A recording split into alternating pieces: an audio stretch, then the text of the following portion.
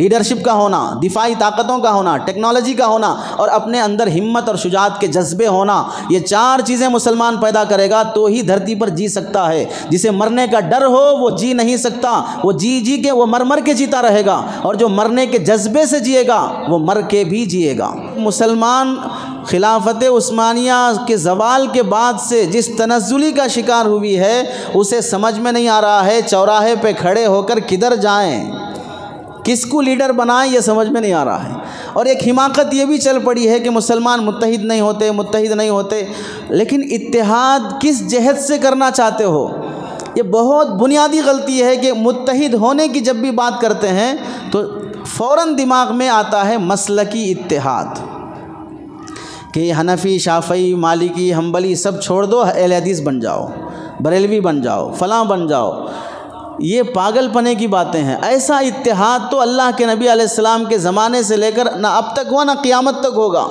مسلکی اتحاد کبھی ہو ہی نہیں سکتا ہے۔ صحابہ میں خود جب الگ الگ حدیثوں پہ عمل کرنے والے تھے اور ابو حنیفہ، مالک، شافعی فلاں اپنے اپنے زمانے میں مسلک پر عمل کرتے تھے، مسلم حکومتیں، خلافت عباسیہ، خلافت بنو امیہ، مسلم حکومتیں ہونے کے باوجود بھی اس کے عام رعایا الگ الگ مسالک پہ چل رہے تھے۔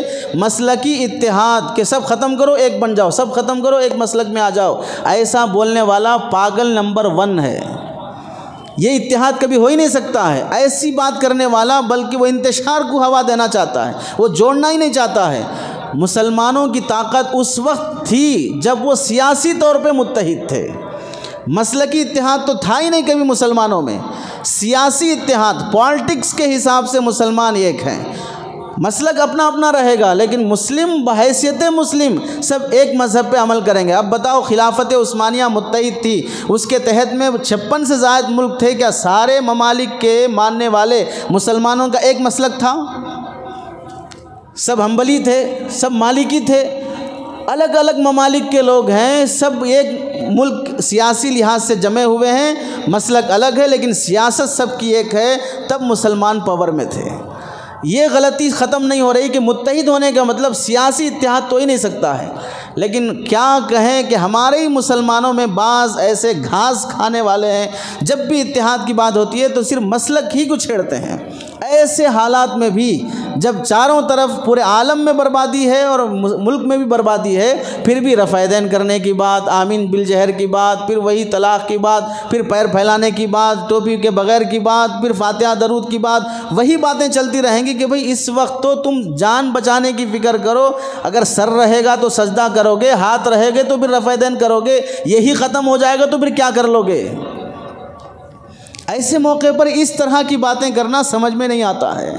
اس لیے اب مسلمانوں کی ذمہ داری ہے، مسلمان اپنی لیڈرشپ، اپنا اتحاد مضبوط کرنا۔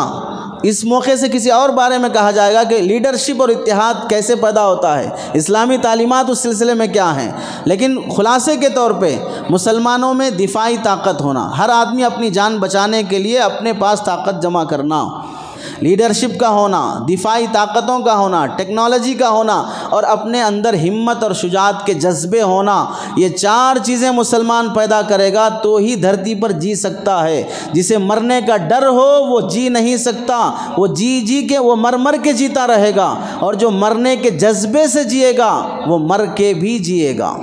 اس واسطے جو کمیاں اپنے اندر ہیں ان کمیوں کو دور کرنے کی کوشش کرو۔ اللہ سے دعا ہے کہ اللہ عمل کی توفیق نصیب فرمائے۔